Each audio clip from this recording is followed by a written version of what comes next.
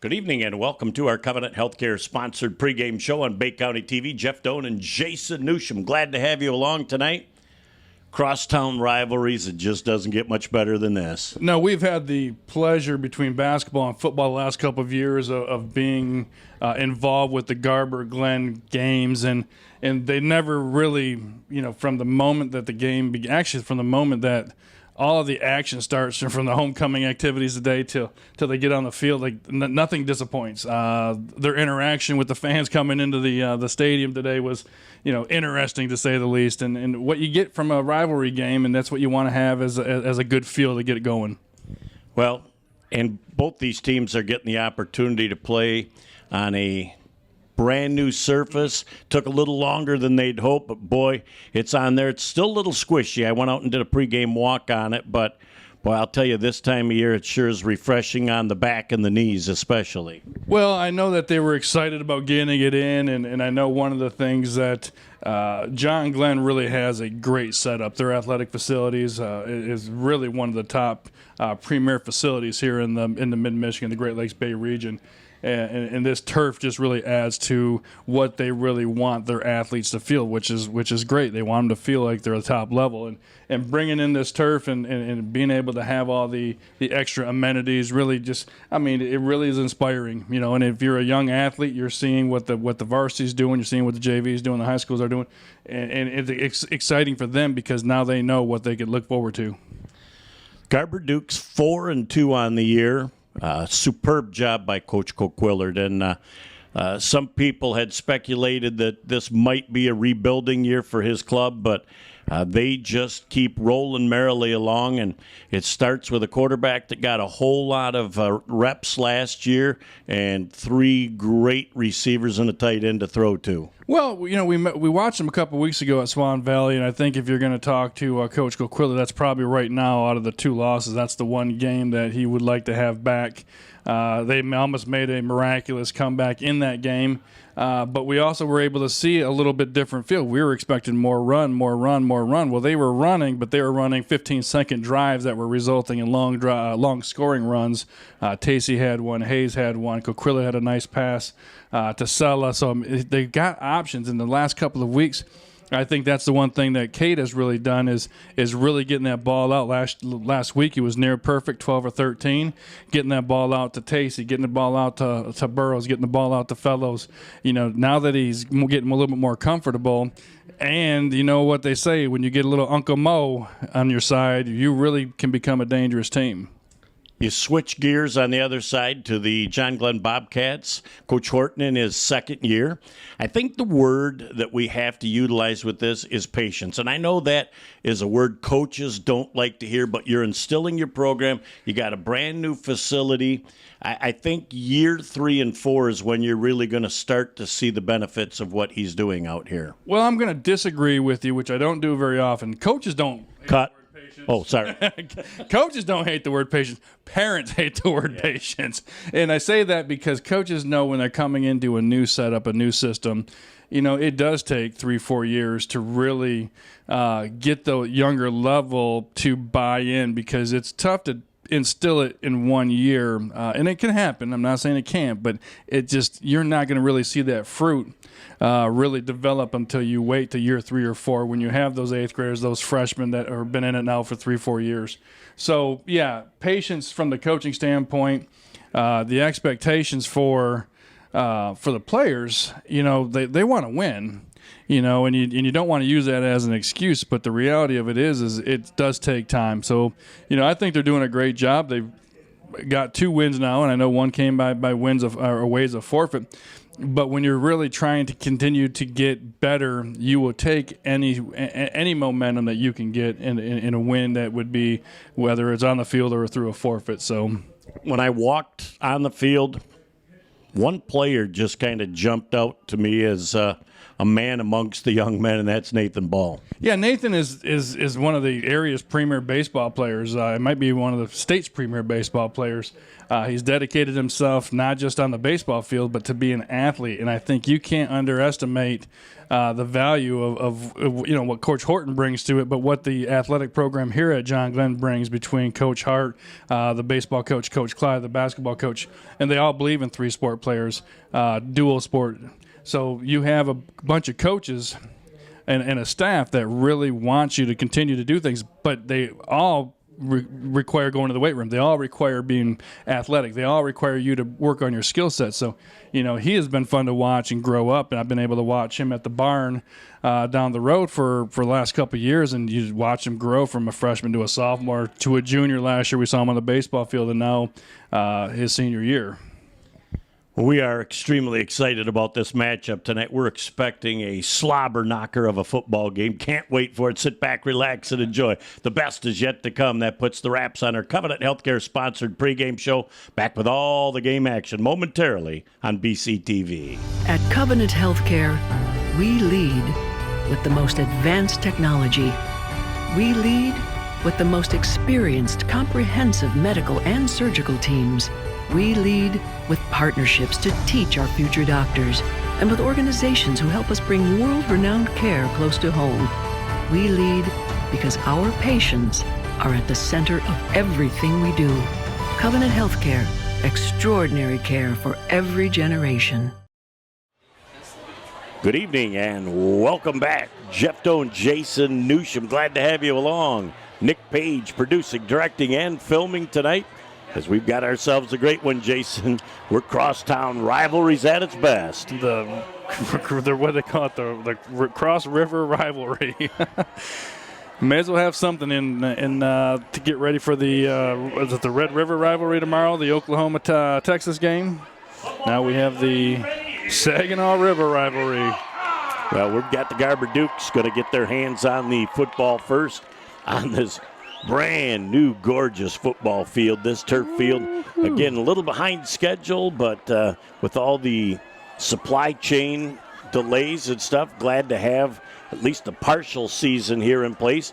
Here we go as we prepare for the kickoff, as Garber and Glenn are going to renew acquaintances here at the home of the Bobcats. High deep end over end kick is going to be taken on about the 12-yard line by the Garber Dukes. Looking for a seam up the middle. Having a seam, cutting to the outside. That is number 5, Hayes. He's down to the 20, the 15, the 10. 5, 4, 3, 2, 1. He's into the end zone. It is a Garber Duke touchdown. And as I always do, I survey the field real quick to make sure there's no yellow pieces of hanky out there, and it looks like it is going to stand. So not only did Garber get their hands on the ball first, Jeff, they took it to the house. Wow. That ended up unofficially going from the 12-yard line. So double crazy eights on that kickoff return. I don't believe, Jason, he even got touched. No, I think it was a great setup. Again, it was a great kick. Got some air underneath it. Unfortunately, it also allowed the Garber return team to get set up exactly the way they wanted to. Try for extra point. Tyson was good last week from a 36-yarder. He loves the PATs. He's pretty good at them. Kick is up. It's plenty long. And it's good. Timeout on the field as we've played just 13 ticks in our first quarter. And it is the Garber Duke 7. The John Glenn Bobcats get their hands on the ball when we come back in just a moment on BCTV. Is your pain holding you back from things you enjoy, like playing with your grandchildren or participating in a sport? At Collier Chiropractic, we specialize in neck pain, back pain, headaches, or sciatica that won't go away. If you've tried chiropractic, you've tried physical therapy, you've gone to your medical doctor with no results, or you take medication and it doesn't even touch your pain, then put this number in your phone, give us a call, see how we're different at Collier Chiropractic, Bay City. Back here on BCTV, a blink, a flinch, and it's 7-0, Jason. Welcome back.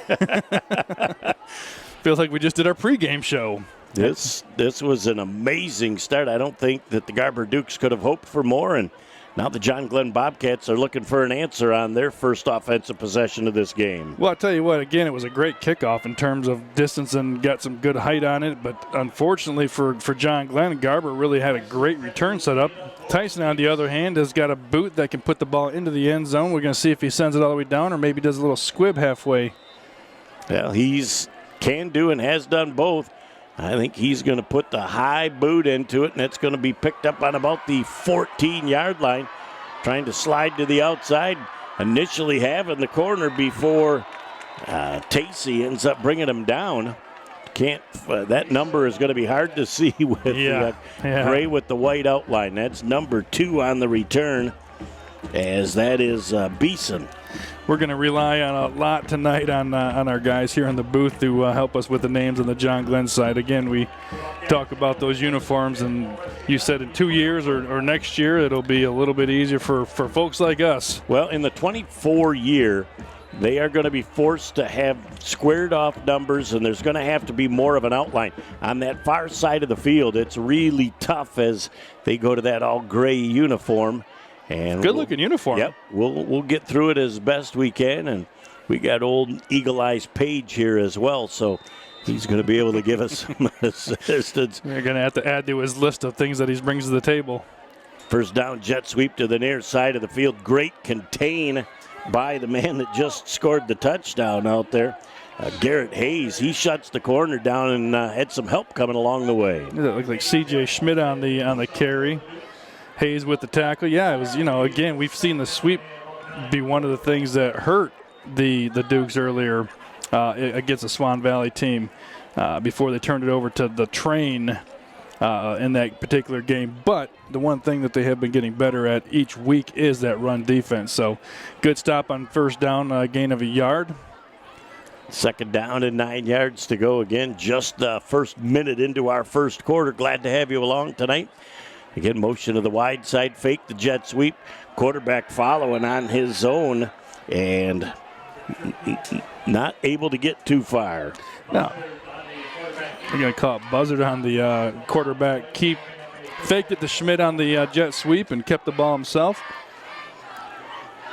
As they put themselves in a third and long, and that is not what you like to script out for your first offensive series here. Third down and 11 yards to go. We'll find out exactly what's going on. And, of course, you got another longtime player in Brody Krzyzak here that is one of the great athletes in this John Glenn program. Oh, yeah, absolutely. Third down, 11 yards to go. Gonna pass. 3-step drop all day to throw the football. Now he's going to turn the corner. What great defensive speed pulling him down when it looked like he was going to be able to get to the outside and make something happen again. The buzzard is the quarterback. As Lucas Naring was in on the tackle, as was number 55 for the Dukes, Dan Lazarovich. Gotta love the name. That is, that's a WWE name. So it's fourth down and 9 yards to go. John Glenn with their first punt. They'll be booming that ball from about the 20-yard line as a low line drive kick, and that's probably one they're going to yell fire on and just get away. Takes a great John Glenn Bobcat bounce down to the 35-yard line before it is downed on the play by Richard Torres. At that point, it'll be first and 10 for the Garber Dukes as they'll get a chance offensively to come out for their first opportunity of the game. Yeah, it's going to be interesting to see, what they're going to do. They've been throwing the ball well. Hayes obviously showed off his speed on that first kickoff for the Dukes from the running back position. He's their primary back. Shapansky has gotten some carries, but they actually moved him up to the offensive line since the last time we've seen the Dukes to kind of add some more strength. He's got plays with a bit of anger is what he does. First and 10. Ball down on the ground. Looks like the Bobcats are going to take advantage. Trying to see who that. I think it was 58, Rank.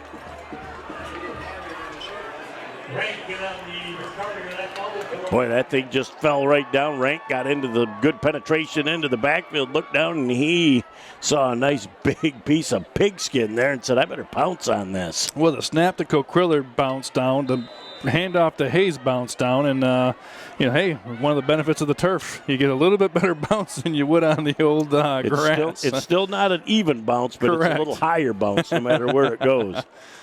Trying to go jet sweep to the wide side of the field again. Schmidt is nowhere to go because the outside contain is there for the Garber Duke defense.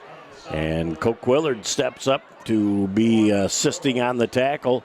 Loss on the play of almost 5 yards. It'll be second down and 15. Yeah, it was great defensive, as we call it, the integrity. You got to maintain your integrity. You got to maintain your gap integrity. And one of the things that, I think early in the season you're kind of that ramped up, and now that you're into week 6 or week 7 and you kind of have an idea with what to expect from your defense and what you can do, I think everything just settles down a little bit more and they're able to actually maintain their discipline. Buzzard out of the short shotgun. Schmidt in motion, trying to come with a little counter action play again. Schmidt keeps it alive, but again, great pursuit. Schmidt rolls off a couple of tackles, gets a positive gain down to the 28-yard line. What a great determined run that time. Yeah, that was a nice one. That was going to be Logan Demarest on the carry, and 21, not 11 on that one. He really made a lot of people miss. Yeah, I think he may have tired himself out. Well, he made a great run. He was just determined to be able to finish, as it will be a third down and 8 yard to go situation, as John Glenn Bobcats are most probably in a 4-down territory here at this juncture of the field. Buzzard back to pass. He's going to let that thing fly down the field.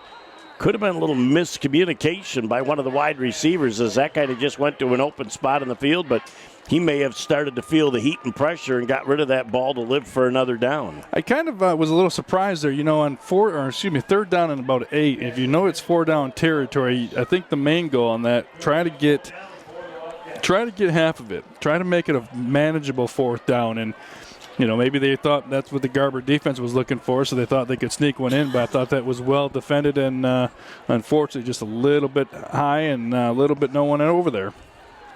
Again, 4th down and 8. Buzzard back to pass. Here comes the pressure. He's running for his life.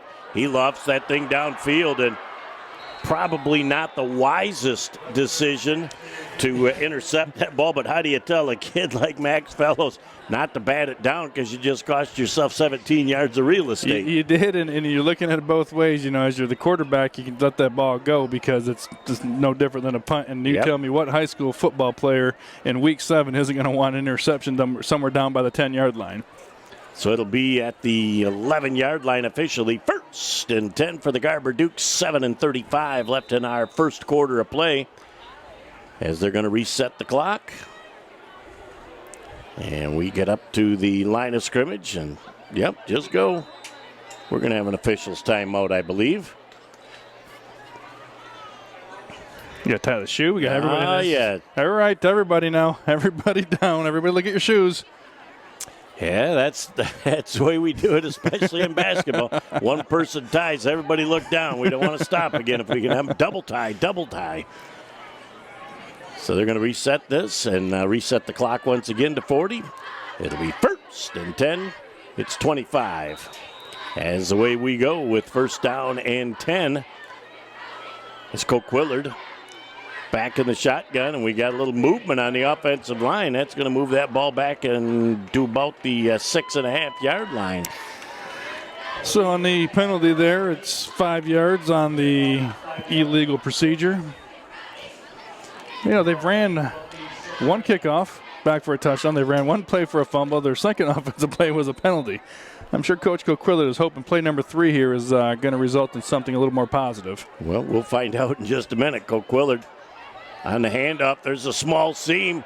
Great job of rolling forward the ball carrier on the play. And as soon as he turns around, we'll have an idea who that is. That is number 5, Garrett Hayes, as he bangs forward and finished that run with some authority. He did. It's a rivalry game. I don't think we're not taking anything soft here. I think we're going to make sure that we're going to finish all of our hits and finish them as well as we can.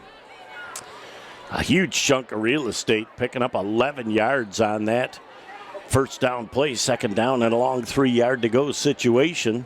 Well, this is really good for Hayes, though. Even Coquillid running from the quarterback with those 4 receivers, that really opens up and makes that defense have to account for everybody. That great defense right there by the Bobcats. Boy, Hayes tried to go off of his right tackle and tried to bounce it out, and the John Glenn Bobcat defense just swarmed to the football. Yeah, Ben Bricker, number 34 for the Bobcats, one of the Bobcats there in on the tackle. That'll bring up a third down and an almost 6-yard to go situation, almost back to the original line of scrimmage. We'll call it third down and 5 as they are going to pull forward with their first third down opportunity offensively of this football game. Well, this will be a big stop for the Bobcats, defensively speaking. Trying to get some positive action right now. Try and get that ball back in their offense's hand. Try and get something rolling. But Coquillid with a pitch to the outside. A great downfield block by Fellows. A turn to the corner and a first down for the ball carrier on the play, number 5, Garrett Hayes.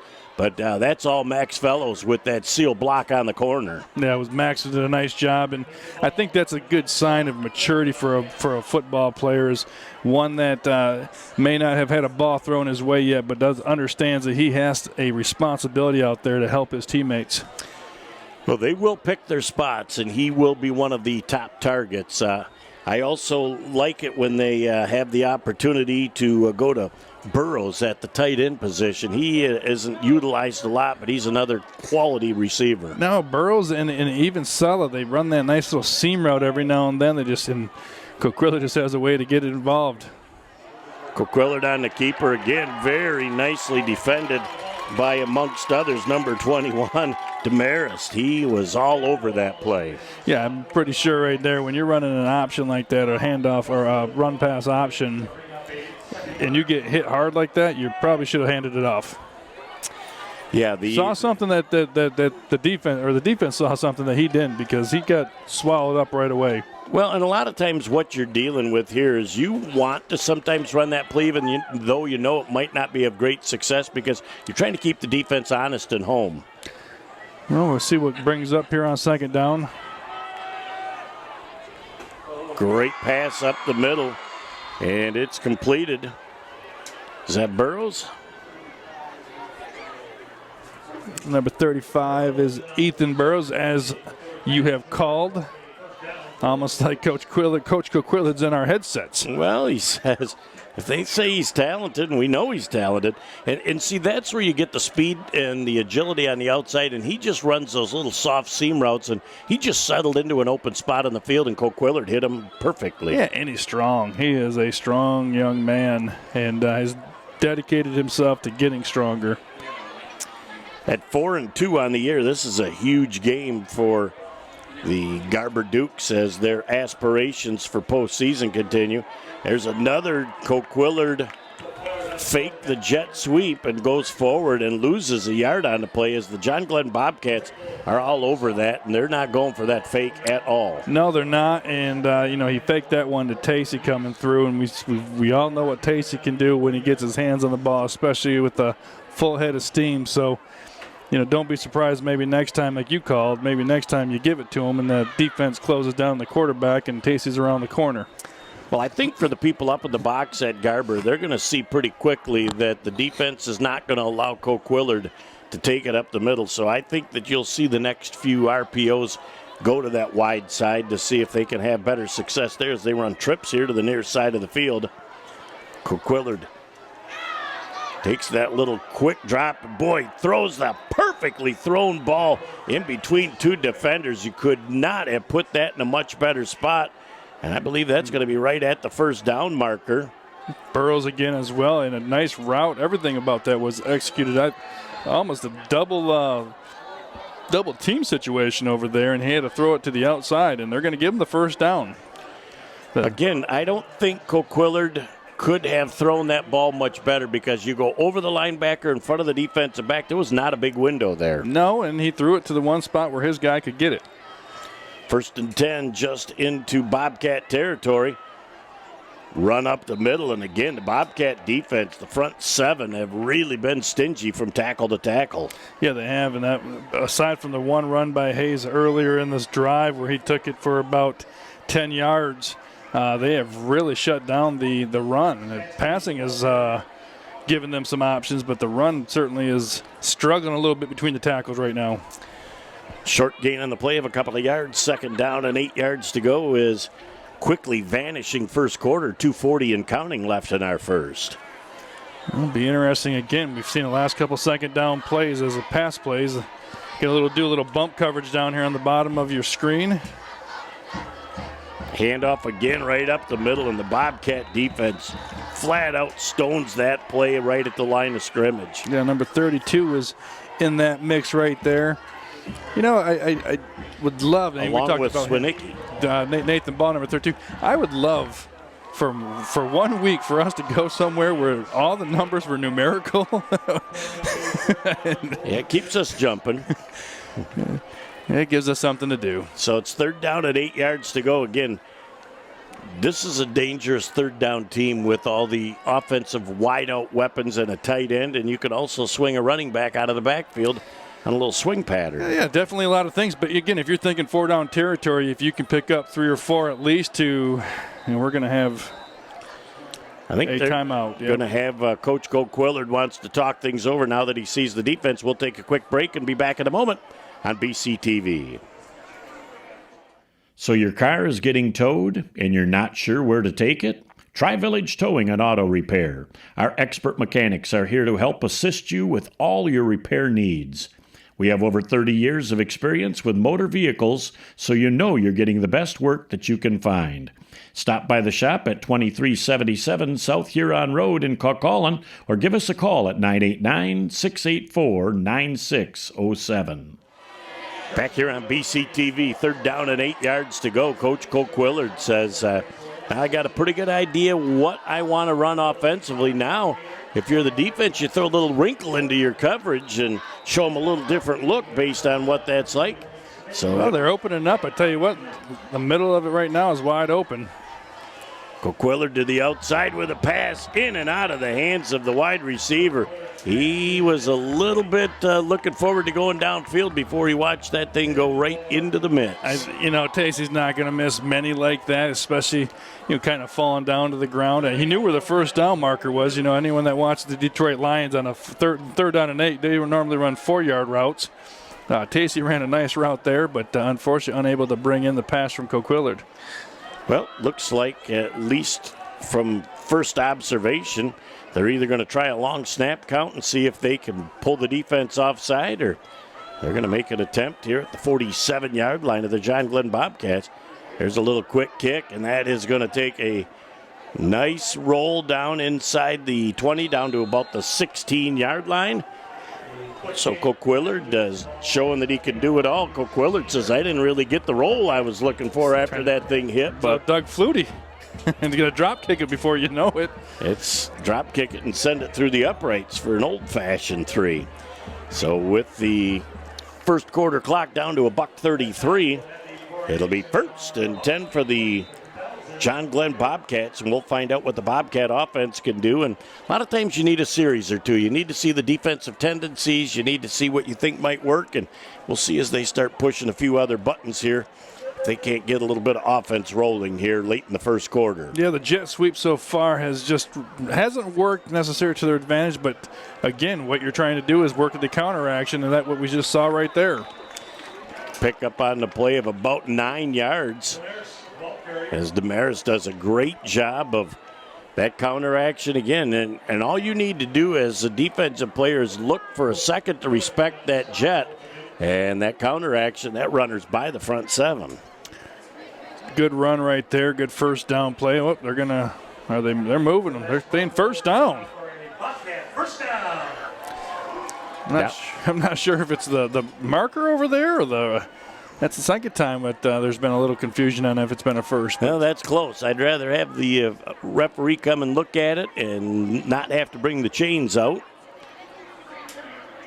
So a little jet sweep, a pitch option. Wow, Hayes maintained his spot right there.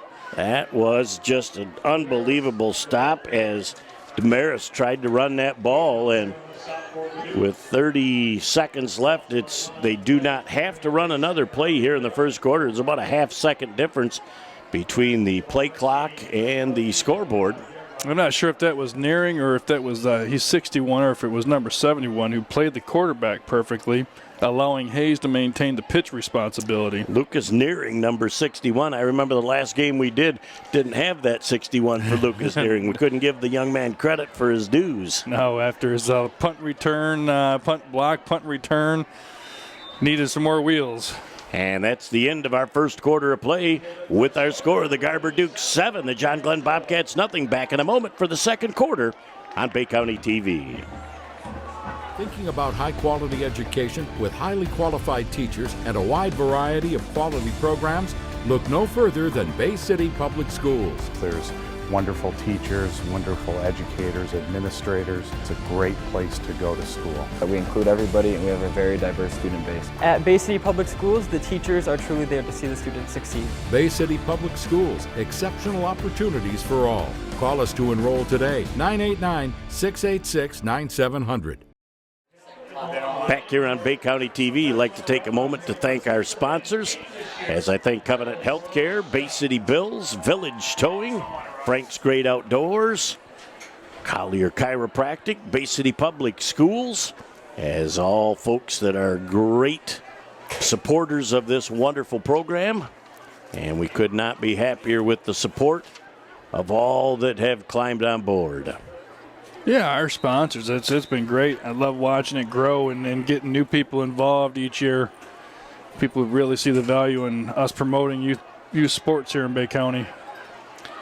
And the quarterback keeper, as that quarterback Buzzard comes forward, and he's able to pick up about 3 yards on the play. I like the way you fake that to the running back, and then you follow the running back through the hole. You try and figure out if he's kicking out or in to know where your next move is at. So not a huge gain, but a positive gain on the play of about 3. It'll be third down and a long 8 yard to go at their own 27.5-yard line, just underway here again in the second quarter. Jeff Doan and Jason Newsham, glad to have you along tonight with Nick Page producing, directing, and filming our broadcast tonight. And Glad helping to us be out here. with some eyes. Yes, he's doing it all. He's right in between us, too, to keep us in line. He's making sure we know what he's doing. So trying to come to the outside again, nowhere to go, as Coquillard just shut that play down, as trying to move upfield with nowhere to go, the John Glenn Bobcat offense. And that will bring up another punting situation for the John Glenn Bobcats. Yeah, they're going to put Fellows back there, and I believe Hayes as his counterpart. So they got two guys back there. See if they get a little pressure on him. The last time they put a little bit of pressure on him, and that one's off the side of the foot right there. It's going to bounce. Boy, picking that thing up, trying to be like a shortstop on Jasmonka's baseball team out there. And that's a very Burrows risky right move. there. If you don't pick that thing up clean, I would say film session on Sunday would not be a pleasant time. They might even move it up to Saturday for that one. But he picked it up, and he was able to get more positive yardage. And that net punt was only about 5 yards on the play. So 1st and 10 on a short field for the Garber Dukes. Well, it'll be interesting to see again. You know, got your first possession fumble, second possession. You went about 50 yards and stalled out when you had a little pooch punt. Number 3, this is going to be the important one. Let's see if they found something in that defense that they can expose.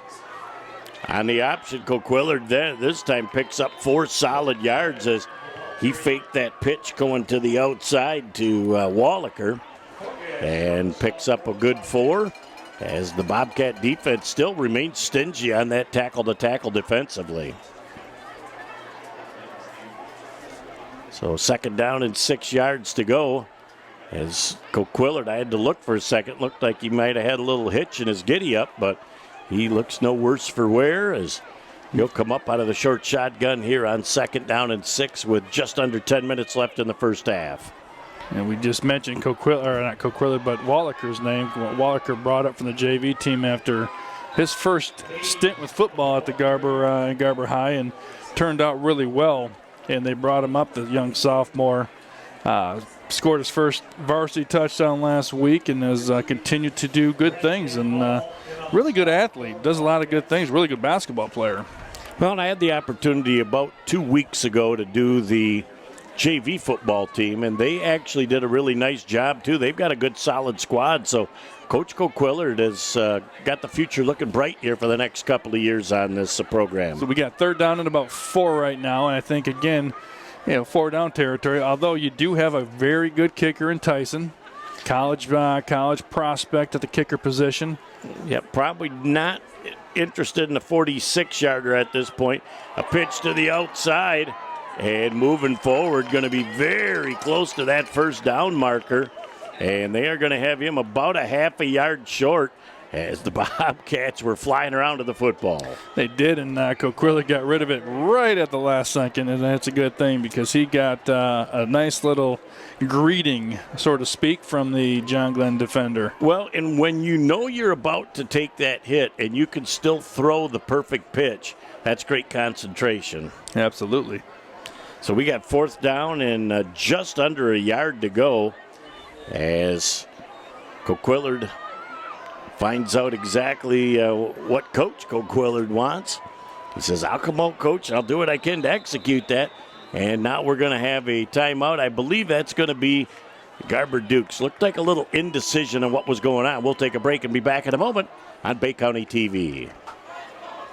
For over 75 years, Frank's Great Outdoors has served as the Great Lakes Bay region's premier hunting, fishing, and outdoor shopping destination. What started in the mid-1940s as a roadside bait and tackle stand has now blossomed into a 30,000 square foot outdoorsman's dream shopping location. Stop by the store located at 1212 North Huron Road in Linwood or shop online at franksgreatoutdoors.com to find everything you need to get your next outdoor adventure started. Back here on Bay County TV, Jeff Doden, Jason Newsham, glad to have you along. It'll be fourth down and 1 yard to go. Just had another great raffle up here and another happy winner. At least Cleveland is a happy winner. Yep. The rest of the people donated to a great cause. Amen. That's what we always say every time we hear the 50-50 numbers. Yep, we donated to a great cause. Fourth down and 1 yard to go. Coquillard taking his time. He's going to go forward. He's got the first down and more. What great vision as he just planted that foot and kicked it back to the inside and moved the sticks down to the 18-yard line. It'll be first and 10 for the Garber Dukes with 8:06 left in our first half of play. You know, I saw a couple things there that if you're feeling comfortable, because John Glenn was stacking the box there, he had one-on-one coverage with those athletes. I always see Desmond Howard. Every time I see one-on-one, where just let her fly and let them dive out and make the miraculous catch. Boy, and they're spreading out the field right now with twins on both sides of the field. Coquillard back to the outside. He's going to that corner route, and who's going up to pick that? It looked like Fellows just on the way he went up. Maxwell Fellows. It's a Garber Duke touchdown. Executed perfectly, the pass, the timing. Defender wasn't in bad position, but Max had his head turned around, was able to time his jump and go up and get that ball. The defender was in textbook perfect position. That ball could not have been thrown in a better spot than it was. And when you allow a guy that's Fellows, it's got to be around 6'4" to go up at the top of his leap and pull that ball in with the great hands that he's got. That was just a thing of beauty to see. It's great to be an athlete at 6'4". Extra point is up, and it is good.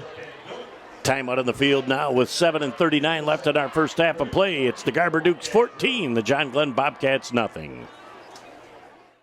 Inside, outside, or even in your home, there are lots of ways to enjoy amazing food from Bay City Bills.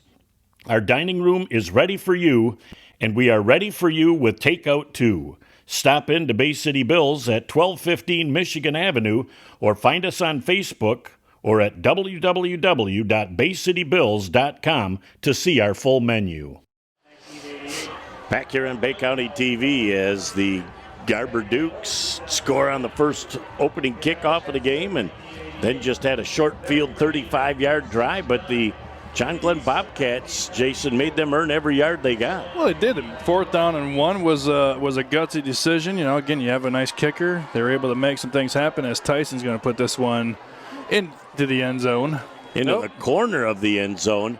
And so that ball was absolutely perfectly placed. We'll bring it out to the 20-yard line. At that point, it'll be 1st and 10 for the John Glenn Bobcats, hoping that their offense can start hooking up here at the midway point of our second quarter. Well, we do have a little yellow hanky on the field, but he looked like he waved it off, so I'm thinking that the could have inadvertently fallen out of the pocket or off the belt.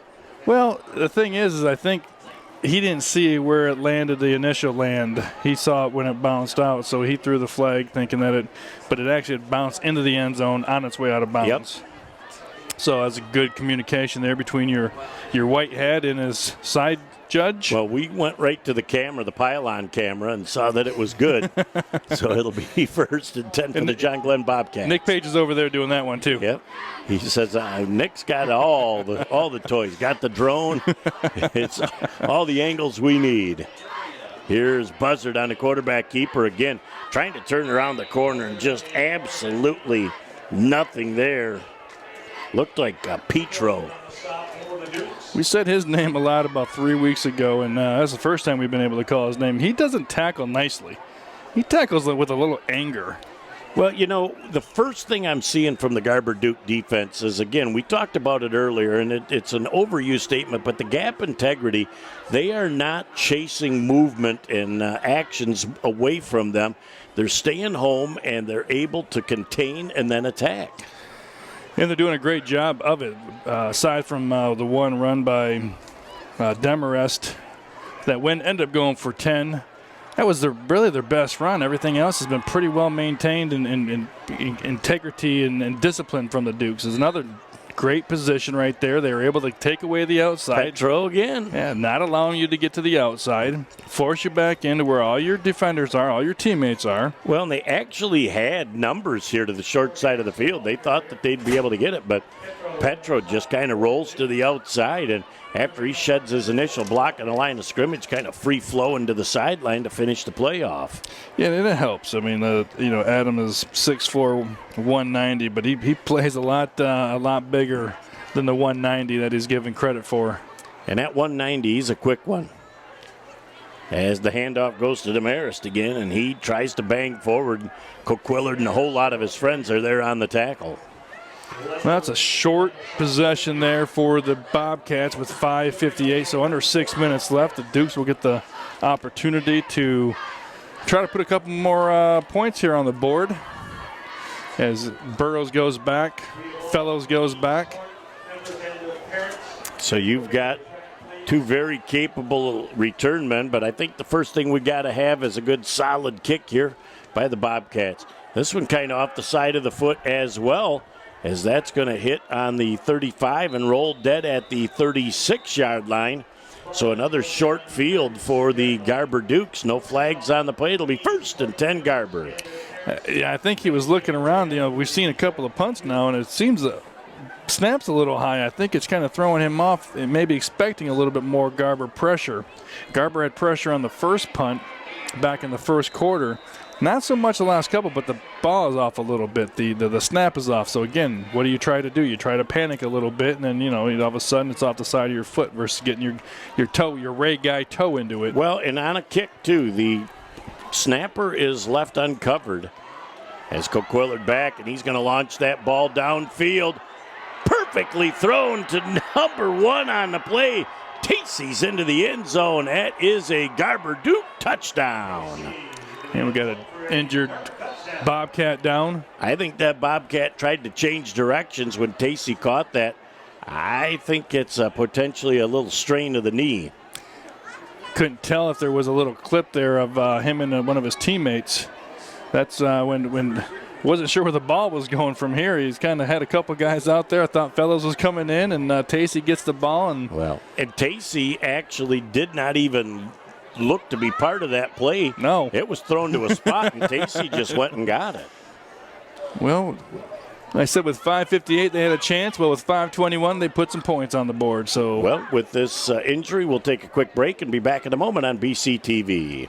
It's another fall Friday night, and your kids should be playing high school football. It's a fun game, and it's safer than ever. It's safe because the rules, the coaching, and the equipment are better than ever before. As a result, serious injuries are at an all-time low. Seriously. And builds strong schools, lifetime memories, and tomorrow's community leaders. And it's mother approved. It's a great game, and we want to teach it to your kids. Back here on Bay County TV as we watch this young man come off the field. He's a little ginger. I think he probably got a little friendly fire on that play as he tried to change directions. And the Garber Dukes are going to try and add to their 20-0 lead here as we're just past the midway point of our second quarter of play. Tyson coming back out for his third PAT for this game. Boy, I don't ever like to jinx a kid, but he is pretty automatic. If he gets a good exchange. You don't like to jinx him, but why not try? Never. There's a bad snap, and a great job of putting that down by Coach Willard. The extra point is up and good. Time out on the field with 5:21 left in the second quarter. Garber 21, John Glenn nothing. Back in a moment on Bay County TV. In the fight against cancer, you are never alone. The Covenant Cancer Care Center pledges to stand by you every step of the way. And standing with us now is MD Anderson Cancer Network, a program of MD Anderson Cancer Center, one of America's leading cancer care providers. This extraordinary affiliation gives families unprecedented access to world-renowned cancer treatment plans close to home. Together, we can fight cancer, hand in hand. Back here on BCTV as we take a look at the Garber student section, and they've had a little bit to get excited about here in this first quarter, and they always travel pretty well way across town and over the bridge in the Saginaw River. Well, wait till the toll starts coming into play. All of a sudden, you're going to be, we're going to have to start paying the toll a little bit. Well, pun intended.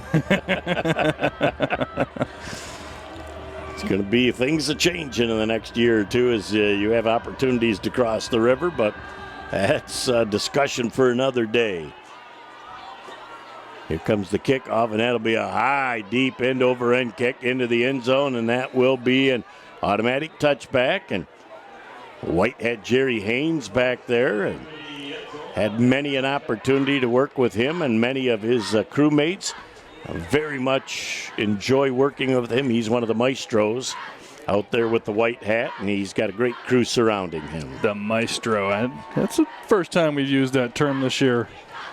That's a term I like when you use. He can orchestrate it. He can orchestrate, yeah. Oh, boy. We're going to get back to football now. 1st and 10 for the John Glenn Bobcats. As, again, they come up to the line of scrimmage. Handoff goes off the right side for a nice positive gain on first down. Got at least 3 yards. That Demarest coming out of the pile. Demarest, yep. Waiting for that number to pop up. And as Demarest doing a great job of letting it go. And Buzzard handed the ball off again. When you get at least 3 yards on first down, Jason, that really helps open up the playbook. Yeah, it looks like we're actually have a change right now. It looks like Krzyzak has entered the QB spot. Yep. Number 4, the senior. As the clock is rolling. Krzyzak with the handoff again. And maybe a couple of yards again as the Bobcat offense just can't move that front 7 from the Dukes off the ball. And a modest gain will make it 3rd down and about 6 yards to go on the play as we're inside 5 minutes left in our first half of play. Well, I think the main thing here, again, if you're going to try to make it a 4th-down situation, try to get it at least cut down in half. Try to make it 4th and 3, 4th and 2. You know, you keep it at 4th and 6, it's a little, it could be a little intimidating, you know, as for the offense that hasn't moved the ball very well. Well, and when you're at this point in the field, it's better be 4th in a Guizdala Scotia, if that's what you're going to do. Trying to run to the outside. Nice little seam, a little bit short of that first down marker. Find out where the spot is at. It's going to be at the 29-yard line. Won't matter. This one should be coming back. It looks like a hold on the far side that really opened up the hole for Schmidt to run through as they throw the flag back a little further. Well, and the flag going back further, they want that flag to be the indication of the spot of the foul for the penalty enforcement. So when you see people throwing that flag and moving it a couple of yards, when they get it out of their pocket, they try and get it as close as they can, but they will adjust that, and there you go. You will see Mr. Brandon as he will walk that thing back 10 yards based on where that flag was at, and that is a real tough penalty for the John Glenn Bobcats because it would have been fourth down in a very short 1 yard to go situation, but sometimes the success of the play is because of the penalty. Yeah, I got a question. If you know you're marking it off from the 22, why do you count it? Why don't you just take it back to the 12? Perception. Just trying to do his job. You know, he's only in the spotlight once in a while. Brandon Harrison wants his turn. Krzyzak back to pass. He's got a wide open receiver going down the middle of the field. Krzyzak's going to take it himself, picks up a couple of yards, and will be knocked out of bounds at about the 16-yard line. Boy, he had a wide receiver in the crease. And that looked like C.J. Schmidt. He was cutting across the middle, but I think by the time Krzyzak saw him, he thought better of throwing that into the middle of the field where the free safety was eyeballing him. Well, a lot of things have to go right when you're doing that, when you're on the move. There was a little bit of pressure coming off the edge. I'm not sure if that was Petro, but he got himself in there that kind of flushed Krzyzak to his right. And then, you know, when you're on the run, making that pass is not necessarily the best decision. So kicking around the 5-yard line. This one's low, and that one's blocked. It's going to be picked up and run into the end zone. It's another Garber Duke touchdown. Armbruster picks it up and walks it in the end zone. And again, that you said a couple of times in a row, Jason, that you've got that high snap, and now you have the low snap throwing the timing of that play off, and it ends up resulting in another 6 points for the Garber Dukes. Yeah, you know, went from high to low. He kicked it. There were 3 white jerseys right there. 3 white jerseys right there, and Armbruster said like, thank you. Well, yeah, it's like you shouldn't have. That's Armbruster says that's probably my one highlight reel for the year. No, he's going, I'm just glad it was only 6 yards. Not sure I'd have ran much further than that. So 27-0 here with 4 minutes left in our first half of play. An untimed down. As they're running guys on, it's like the old Detroit Zoo commercial. To the left, to the left. Yes, his kick is up. It's plenty long, and it's good. Once again, timeout on the field with 4 minutes left in the first half. 28-0. Garber over John Glenn. Back in a moment on BCTV. In life, things aren't scripted. If you're an athlete, we need people like you and translate those skills to officiating. You can get a lot out of it. It happens in every town, in every game. We never have a perfect game, but the rewards always outweigh the negativities.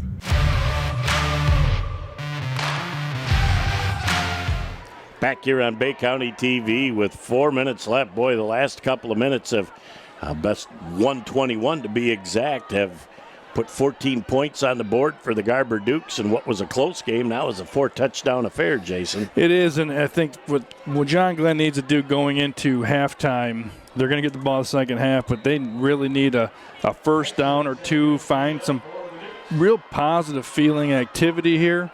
As another nice kick into the end zone by Tyson will bring that ball out to the 20-yard line, as all the Dukes will go into the end zone.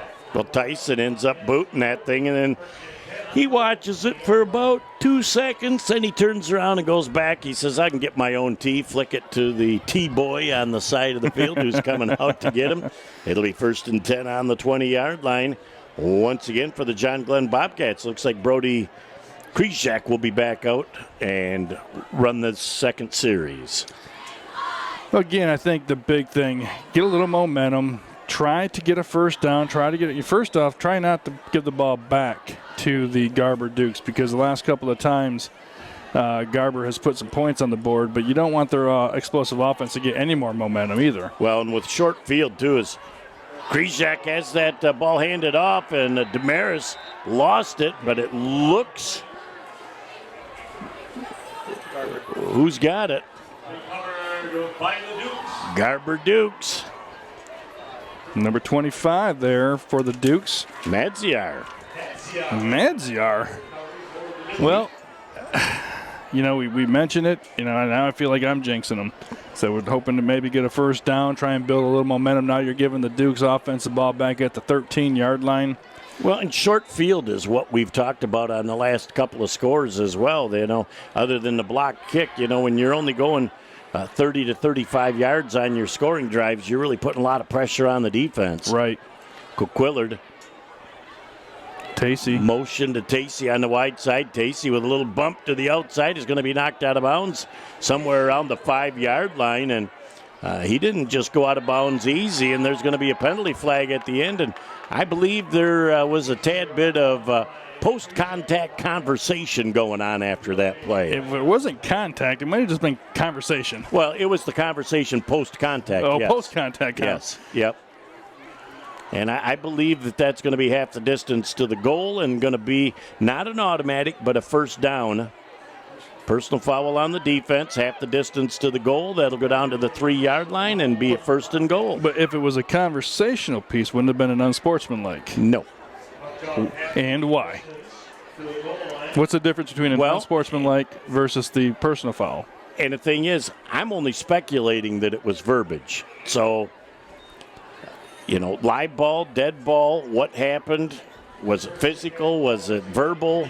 No, they came out late. I mean, it was after, and we've talked about Tacey before. Tacey loves contact. He will go to the contact. Coquillard here in the corner, and that ball is just in and out of the intended receiver's hands. Burrows. It was Burrows in the corner. I tried to see his number, but again, those powder blue numbers are really tough to see. We're going to have another personal foul, roughing the passer this time on John Glenn.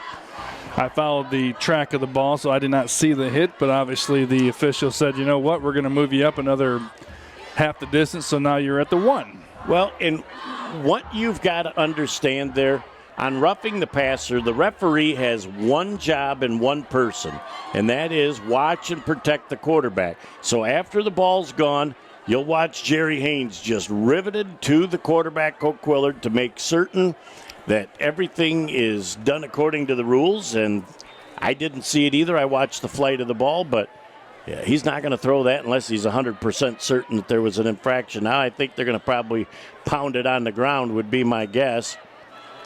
Trying to move forward with the handoff. Hayes got back to about the line of scrimmage. But again, the front between the tackles has not been where Garber has had success. It's been more on the sweep action. It's been more on the option, trying to get to the outside. So I would expect maybe if they're going to run it again, I would expect the sweep to be the culprit here. I am going to disagree with you, Coach, only because with the amount of time left in the first half, they don't mind if it takes them 3 or 4 plays to get into the end zone. So I think they're pulling 40 seconds off each snap. They're eating up the clock, and they're going to put points on the board before the half. It's a rivalry game, baby. You scoring. You scoring. You're 1 yard away. You're scoring. Second down and goal.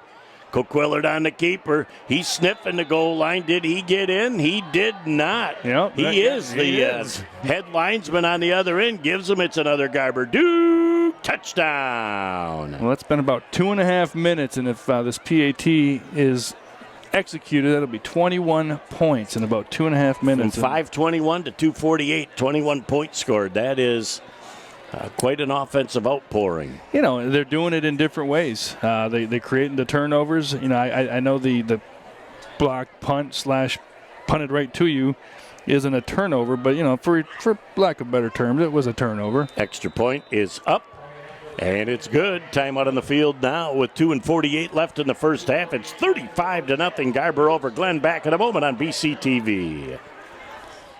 Village Towing and Auto Repair of Kaukaulin and Bay City is here to help you in your hour of need with fast and friendly service. With over 30 years of towing experience, we know how to get the job done quickly and safely. From big to small, we do it all. Give us a call at 989-684-9607 for all your towing needs. Back here on Bay County TV as the Garber Dukes have exploded in the last 2.5 minutes to put a plethora of points on the board, Coach. They have, and again, we just talked about it. They're getting the ball on the turnover. They got it on the short field. They got it on the punt score. Not, punt block, punt. I guess it's a punt return. The punt block, punt return.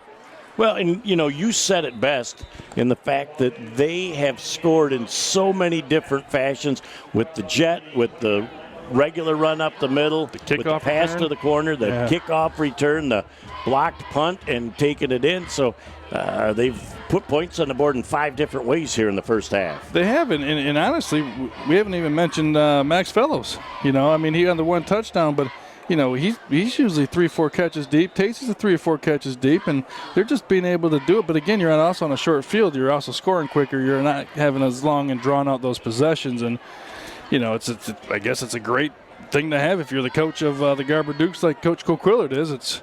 Well, and I think, too, Max Fellows had one of the early plays of the game, sealing off a defensive back on a 3rd and long to allow the sticks to move and Garber to get back going again. Brody Krzyzak hands that ball off. Finally, a little running out to the 34-yard line. Going to be recovered. And they're going to have that down on the ground. Was it Damaris again that could not hang on to the ball? I didn't know if he was down or not, but that ball will be at the 37-yard line, and that is going to be another short field situation for the Garber Dukes. Well, 2:41 left. You just got done talking about if you're in that situation, try to run the clock. I think maybe they take a chance right away. I think they throw one like they did with when Tacey was able to put that touchdown in, kind of throw it down the field. And but for many years I considered myself an aficionado of the game, and I stopped trying to outthink coaches a long time ago because I found out my percentage of being right was extremely low. 1st and 10 for the Garber Dukes from the 37-yard line of the John Glenn Bobcats. That ball goes down in the ground. Burrows picks it up, and he's going to try and slide forward. What a great open field tackle. Was that Krzyzak out there? Nope, Krzyzak is at the safety position. Burrows made that exciting, though, as he turned what could have been a 12-14-yard loss, get it back to the line of scrimmage for 2nd down and 10. Yeah, number 21 on the tackle there. Got low, established his position. He has a lot of pent-up frustration out there right now after putting the ball on the ground twice. That play had a lot of action. They had guys running every different direction, and and I almost wonder if that was going to be a pass because there were 2 receivers that went deep if they were just trying to clear out the defense, but that was an interesting play. 2nd down and 10 yards to go. Coquillard coming to the near side of the field. Here comes pressure, trying to throw that back across. Burrows has another opportunity, catches the ball and is down to the 15-yard line when it will be a 1st down as looks like Krzyzak on the tackle. Krzyzak on the tackle, little yellow hanky on the field. It's so nice when you have this beautiful new turf. You can see that yellow hanky really shining through. It looks like they're going to be bringing that one back as it ineligible downfield. Well, Coquillard did roll out a little bit there. Maybe rolled out a little too far, a little too long. And usually as an umpire, you're going to give an offensive lineman about 3 yards. If they, and as an umpire, once you see that pass is imminent, you bring yourself up to that 3-yard spot. If they go past you, then you know that you've got a situation where they're illegally downfield. You're not just listening to the golden voice of Bay County TV sports. You're listening to the official aficionado. You talk about you know everything. Well, and I've done all the positions on the field. I'll tell you the one that scares me to death is when you got pulling and trapping and you're only about 6-7 yards off the line of scrimmage. You got people in crossing routes. Your head's on a swivel. 2nd down and 15. Coquillard, and that's going to be, is that blown dead? Nope, that is going to be another live ball foul as the ball goes now out of bounds. As the official goes down, side judge goes down. The head linesman over there took a little tumble. I call everyone side judge. If you're on the side, you're a side judge. You're confusing me. Line judge on the near side, head linesman always has the chains. Gotcha. And they're going to push him back some more. We're going to find out. We probably got either a motion or 5 in the backfield. Legal motion on the offense. 5-yard penalty from the line of the scrimmage, and that'll back them up to the 47-yard line. At that point, it'll be second down now and about 20 yards to go. Well, they're going the wrong direction, but I heard Coach Clyde here next door calling that one out before the ball was snapped, so I had a feeling that they were going to see a yellow hanky on the field as he was yelling down through his headset to his coaches on the sideline and got in the ear of the linesman. Not the head linesman, but the linesman. Yes. Buck 16 left in our first half of play. Now 47 yards away from potential pay dirt with Twins again to both sides of the field. They love that spread. And Coquillard looked like he was a little surprised by that. And right up the middle with a nice little screen and a 10-yard gain. And that was Hayes that got it. And Coquillard almost looked surprised by that snap. He caught it before it whistled by his head. He didn't look surprised. He was surprised. So, again, clock moving right now. Down to 50 ticks left in our first half.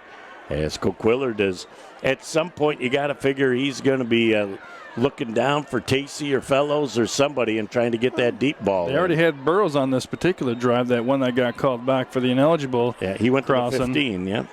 So we'll find out now. Back to pass, still got time to throw that ball.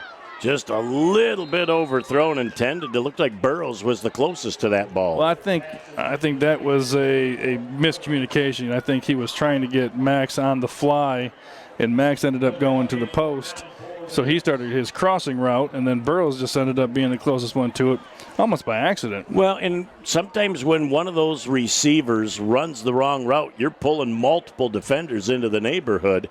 And so you've got to be careful of that, as well as it will be a 4th down and 10-yard to go situation, as we've got 26.3 ticks left, and I got to be fairly confident that they're going to be sending this thing downfield.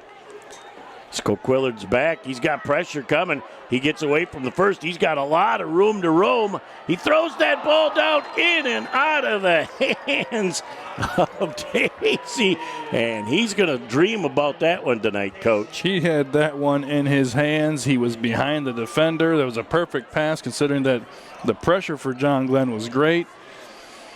Coquillard could have run for 15 or 20 yards, but he saw visions of 6 points dancing. Well, I mean, look how sure-handed Tacey has been year on, year out.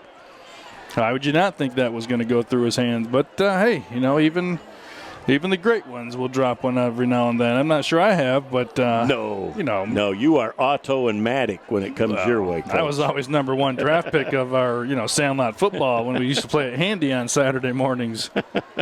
So we got 1st and 10 for the John Glenn Bobcats, and we'll see if they try and put something spectacular together here late in the first half, as Brody Krzyzak will be the quarterback again for the 3rd series.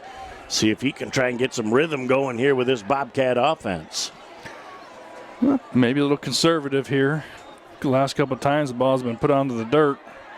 Damaris hangs on, and I think they're just going to be happy to run the clock out here with 10 seconds left in the quarter. They're going to take it to the half. Oh, no.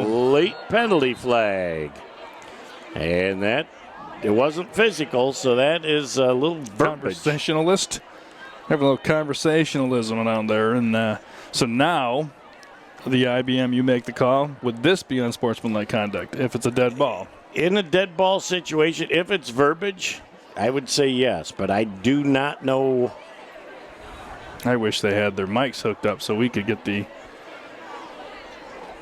So what is he telling them right now? To let the sideline know what the call is going to be? Dead ball and sportsmanlike conduct, and that will go against the John Glenn Bobcats. And again, unsportsmanlike, that would be verbiage.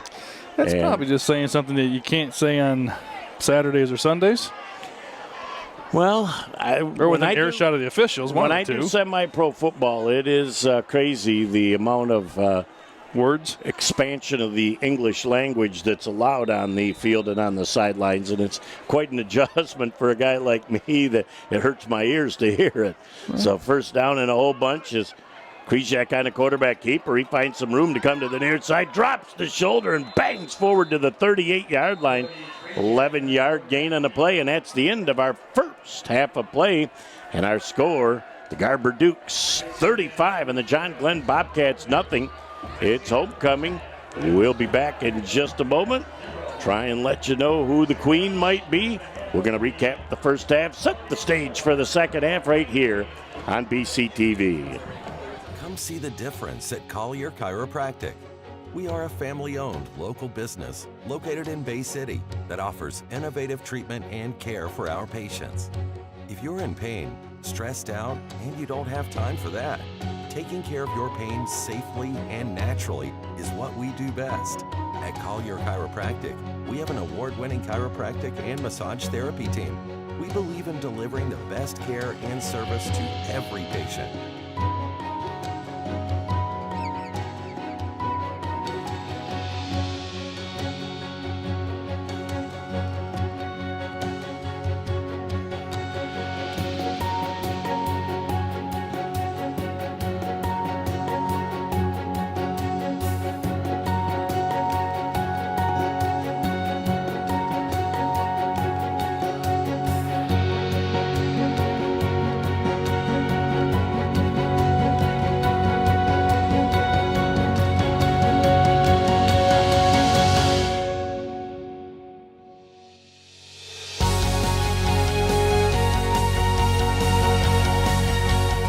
We offer same-day appointments, evenings, and Saturday morning appointments. If you've tried other chiropractic care, physical therapy, or even medication with no results, visit Collier Chiropractic. Back at our Collier Chiropractic halftime show, Jeff Doan and Jason Newsham along with you. It started with a bang from the opening kickoff for the Garber Dukes. Yeah, Hayes taking the first touch, 88 yards back to the house untouched, and really set the tone, and it almost made you start thinking, well, if Garber's this explosive, this could be a really high-scoring first half for them. But John Glenn's defense kind of toughened up there a little bit and held it to a 14-0 lead for the Garber Dukes up until about 5.5 minutes left here in quarter number 2, and then the floodgates opened. 3 scores in about 2.5 minutes turned what we thought was a close game into a 35-point halftime. And I got to say, when I look at the front 7 defensively for John Glenn, I was very, very impressed how they neutralized the run. They did up the middle. You know, a couple of times they were able to get that jet sweep to the outside, the option to the outside. And you mentioned a couple of times Max Fellows really holding his seal, his block on the outside, which, again, things like that really show to me you're a true teammate, because it's not just about you touching the ball or having to touch the ball for you to be out there giving everything you have. And let's be honest, I mean, they had a couple of other opportunities to put more points on the board. You know, a Tacey drop in the end zone, a couple penalties on Burrow's nice crossing route there that would have taken him to the 15. So, you know, on one side of it, you know, you're happy you're up 35-0, but as a coaching staff and as a coach, you're always trying to figure out what you could have done, because this could have been a 49-0 game very easily. You score 5 touchdowns in the first half in 5 different ways, but you rub into that 2 special teams touchdowns, and that's saying it's a total team effort. It's total team effort, and again, they're able to do the things that they wanted to be able to do, getting the ball to their playmakers, Hayes on the kickoff. Really, we were watching the whole punt develop, the special teams develop, the high snaps that we alluded to, and then the next one was a low snap, and, you know, unfortunately, you know, it was one of those things where maybe the punter really should have put his knee down when he went down to grab the ball, because that's what you normally see. But he was only able to grab it, kick it. It was low kick, probably went about 5 feet. And, you know, Armbruster was very happy to be the recipient of that. But, you know, it's one of those things, again, you're happy you're up 35-0. Defensively, I think you're doing a really good job if you're the Garber Dukes. Adjustments that need to get made. which will be interesting to see. Offensively, we saw Krzyzak on that last play before halftime, keep it, go for about 10 yards, and not only that, but lower the shoulder, kind of say, hey, even though we're down 35-0, we're not going to shy away from the contact. We want to take it to our rivals. So, I thought that was a nice way to end the first half, after a couple of possessions that resulted in turnovers. But they're going to get the ball back, start the second half, and it'll be interesting to see what adjustments Coach Horton and his staff make. Well, Coach Horton has got to start the second half by telling us, fellas, we have got to possess the football for 3 or 4 first downs. We've got to flip the field, and we've got to start feeling comfortable and getting some continuity offensively. Well, I think we even talked about that. I thought that was one of the things that they really needed the most was the opportunity to have a long possession. It just seemed like they would get the ball, they would punt it back. Garber would get the ball, they would punt it back. Really focusing on the discipline of maintaining possession of the ball, whether it's the running backs or even Krzyzak or Buzzer, whoever is quarterbacking for the Bobcats. Really try to get 1 first down. We make it sound simple. We're asking for 1 first down because that 1 first down can lead to the second one. You can't get your 3rd first down without the first 2. But I think that would show their offense and give them some confidence. And again, we saw Garber put up 35 points, so we know you can put up 35 points in a half. So it's not a situation where you're out of it by any means. Well, and John Glenn, when they do have their hands on the ball, have got to keep their hands on the ball. Yeah, that discipline aspect of it. And we know, even as a coach, you basketball coaching, your kid misses a layup and everyone goes nuts and it's the coach's fault, right? Well, we didn't ask him to miss the layup, and we surely know that the kid didn't want to miss the layup. It's no different than a fumble. If you get that ball ripped from your arm, it's different if it's a snap an issue. But, if you're running the ball, these guys, it's a rivalry game. They're going for the ball. If you lose it, you don't want to. The coaches aren't saying, hey, fumble it, throw the interception. It's just one of those things where it's really about how you bounce back from it. And going into the halftime, going in the locker room, coming back out, you're almost looking at the scoreboard as 0-0. You don't want to look up there and see 35-0. You're going to see the running clock. You'll see the running clock going. So in order for you to stop it, you are going to have to put a point on the board.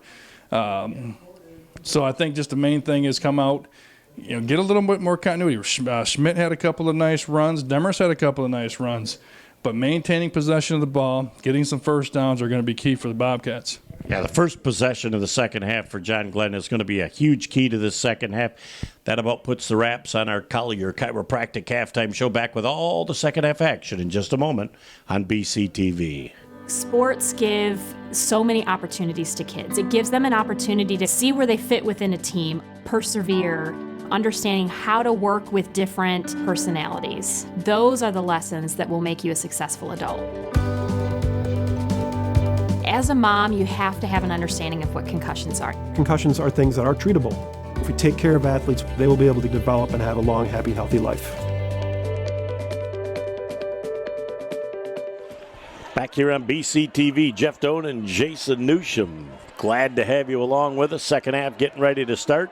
Nick Page doing the camera work tonight. Like to thank Covenant Healthcare, Bay City Bills, Village Towing, Collier Chiropractic, Frank's Great Outdoors, Bay City Schools, and All Saints Booster Club. All have jumped on board to help support this great program, and we're pleased to have you along with us. And getting their hands on the ball first in the second half will be the John Glenn Bobcats.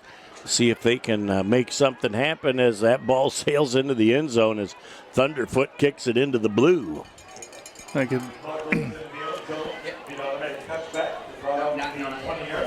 As it'll be 1st and 10 for the John Glenn Bobcats, and we're going to look to see if they were able to make any of the necessary and proper adjustments to see if they could start moving the ball and moving the chains, Jason. Yeah, I think you're going to look at maybe a little different style of offense for the Bobcats coming out. They ran the sweep a couple of times, maybe even try to pass a little bit more, try to expose or try to get some of your speedsters on the outside as they going to run doubles.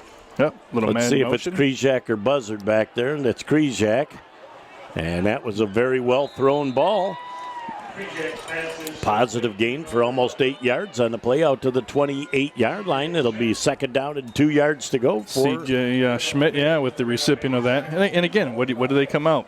Do something a little bit different. Run through the sweep. They kind of ran him on a little wheel route after he got done through the sweep. And shows jet action, just kind of curls up, settles into a spot. Actually, good defense on that ball. It was just perfectly thrown where it needed to be completed. It's nice to be a great baseball player in your quarterback spot. Schmidt in motion again. That handoff maybe for a yard up over the 27 to the 28-yard line is going to bring up third down and a long 1 yard to go situation. Is double nickels on that tackle. It's your boy there. My boy. Lazarovich.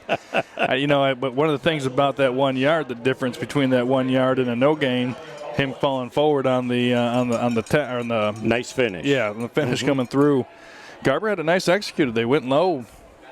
So you fall down forward, you're going to get an extra 6 inches. Yeah, I kind of threw you for a loop there. I said, your boy, my boy's not playing football. He doesn't play until basketball season. Thought I got a message from him. Third down and a very nice cut back across the green. Up over the 40 to the 46-yard line. Is that Schmidt with the carry? 21. Damaris, okay. What a great run that time as he's brought down by Laz and also number 34 on the play, Shapansky. And one of the first times we've called Shapansky's name today. No, he's been out there. A lot of times they're getting in action, and when they're coming through, Shapansky's one of those guys that comes in a little bit later. When you hold him up, he likes to finish them.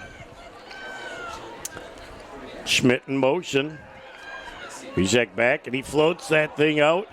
Not much there, but I'll tell you, I love the way that after Schmidt could not reel that ball in, wanted to make certain that nobody thought that it was going to be a lateral, so he pounced on that ball just to be safe and sure.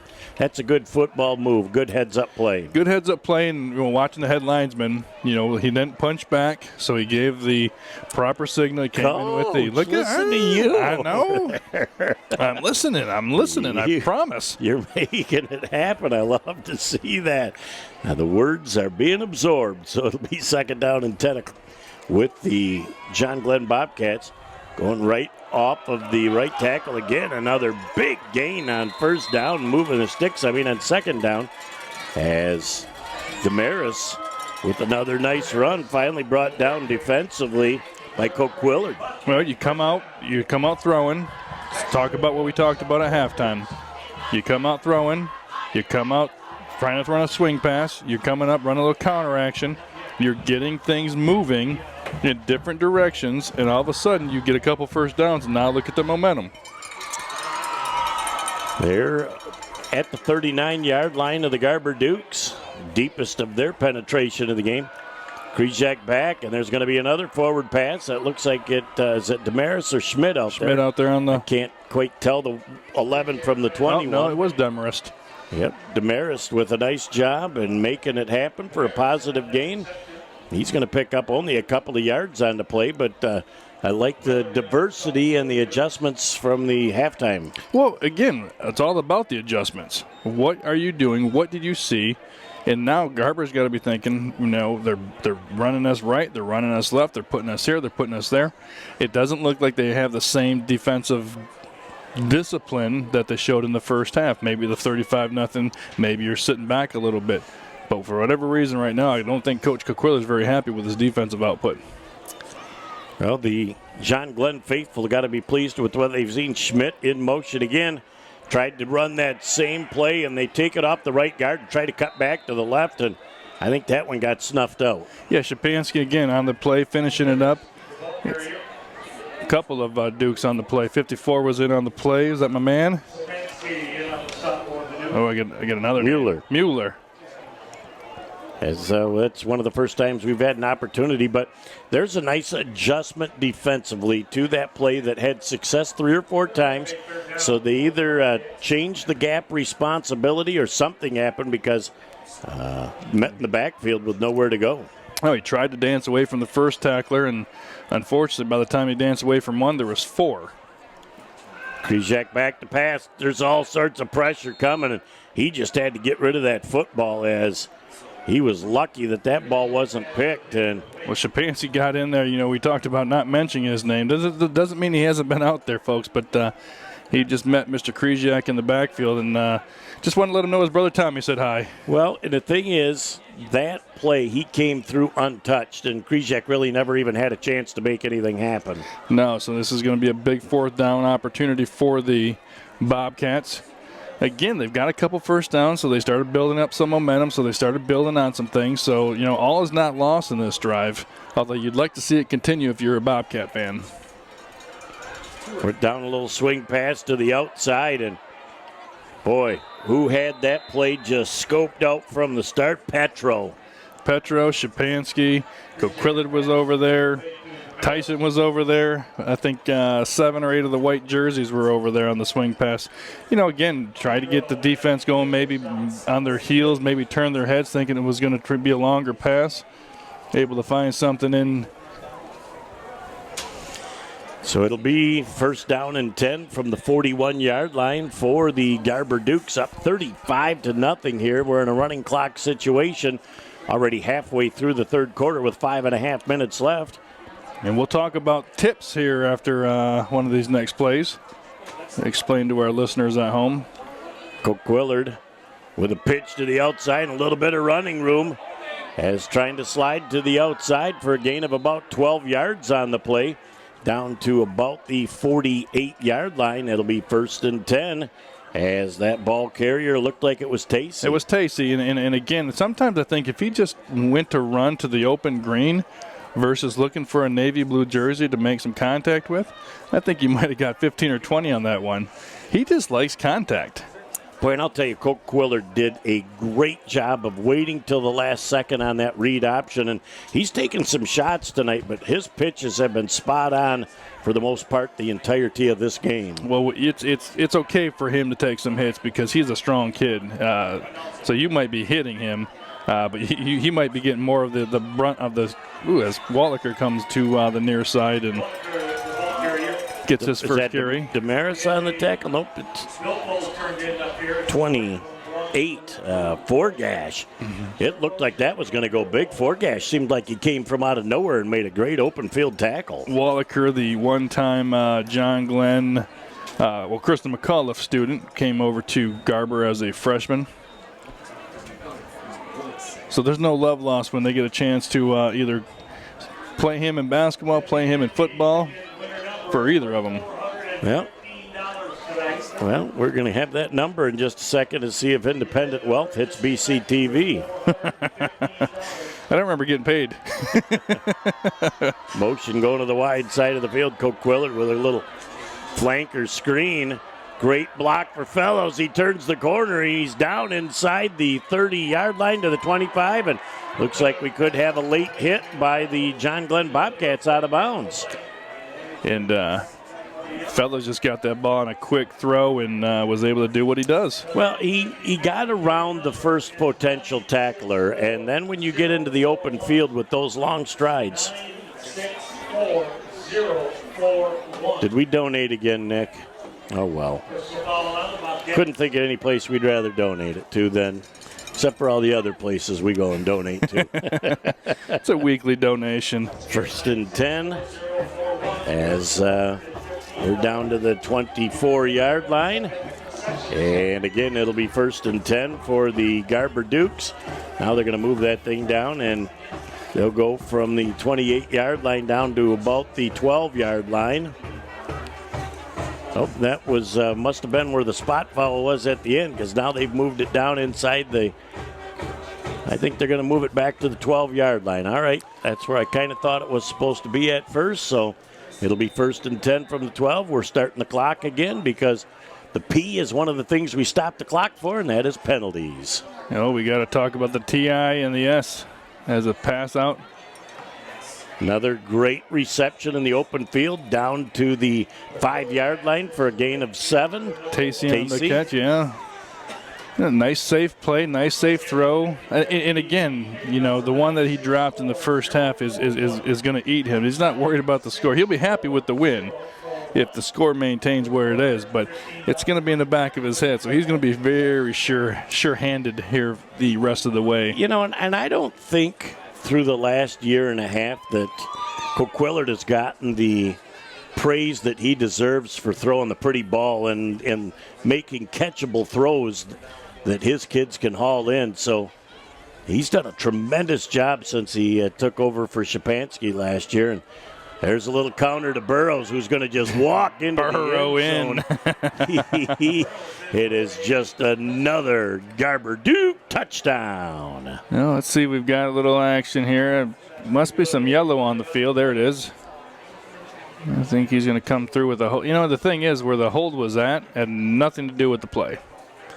So going in your neck of the woods, if the penalty has zero to do with it, do you swallow not swallow the whistle, but do you keep that hanky a little bit further down your pant? Unless it's a safety issue away from the play, I'm going to try and verbally take care of that at least the first time that it happens. If they're not learning from it, at some point you may ding, but if it doesn't have any bearing on the play and it's holding, there's a lot of times that I will let that go with a verbal warning to the person that did the holding. It'll be second down in a bunch.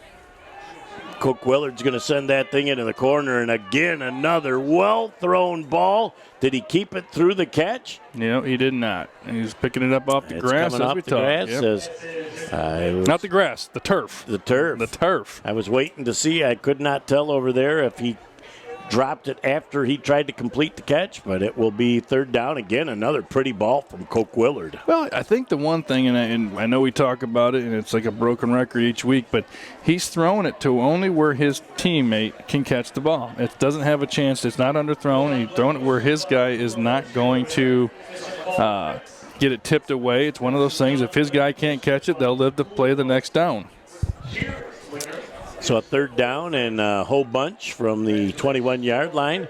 They've got to get 19 yards before they can get into pay dirt. The only one that doesn't want him to score right now is Tyson. He just wants to have a chance to maybe get a little field goal opportunity on this lovely turf. Coquillard gets away from the first. He gets away from the second, throwing back across his body into traffic through the hands of one and through the hands of a second who might have been distracted by the first touch. I'm trying to look to see who that receiver is. Couldn't catch the number. I'll wait for him to turn around. I believe it was Burrows and Fellows down Fellows, there. yep. I think Fellows had the first opportunity, and he wants to have that one back, too. That's a ball that he's going to catch quite a bit, and now we're going to have an opportunity for about a 38-yard field goal attempt. Well, I love this part of high school football because, you know, when I was back in the day, we didn't have kick. Everything was two-point conversion unless you played down in the Metro Detroit area. And they were playing percentages. That kick is up. It is plenty long, and it looks like it's good. Time out of the field with 2:26 left in the third, 38-0. That'll all be part of the tips we'll talk about out of the break here on BCTV. For over 75 years, Frank's Great Outdoors has served as the Great Lakes Bay region's premier hunting, fishing, and outdoor shopping destination. What started in the mid-1940s as a roadside bait and tackle stand has now blossomed into a 30,000 square foot outdoorsman's dream shopping location. Stop by the store located at 1212 North Huron Road in Linwood or shop online at franksgreatoutdoors.com to find everything you need to get your next outdoor adventure started. Back here on BCTV is going to the commercial break. Nick Page caught a mini jubilant celebration by one said kicker from Garber that came down awkwardly on his right leg, and he is still limping right now. I think he's trying to make it feel like a cramp, but I think he twinged something, and I would say the over-under on this ball getting inside the end zone is almost non-existent. We'll find out real quick as he says, you know what, Mr. Doan? Over under what, he says. You can put it over, I'll put it under. I'm going to boom this thing into the end zone. I think he fooled us. I think he goes out there limping a little bit. They're thinking, oh, we're going to get great field position out of this. Next thing you know, he kicks that thing halfway to Monitor Township. First and 10 for the John Glenn Bobcats as they'll start from deep in their own end at the 20 again. Well, let's talk tips real quick, folks. If you are watching at home, the score is 38-0 in the second half. Once the score hits 35 points, the scoreboard will only stop for timeouts, for injuries, for penalties, and for scores. Aside from that, unless John Glenn brings the score back within 34 points or less, it will remain a running clock. And that is now becoming a point of discussion for the future as Krzyzak carries the football, is why in basketball is there a 40 and 30 as we're going to have the end of our third quarter of play. We'll hold the thought. We'll be back in just a moment with the final 12 minutes here on BCTV. Inside, outside, or even in your home, there are lots of ways to enjoy amazing food from Bay City Bills.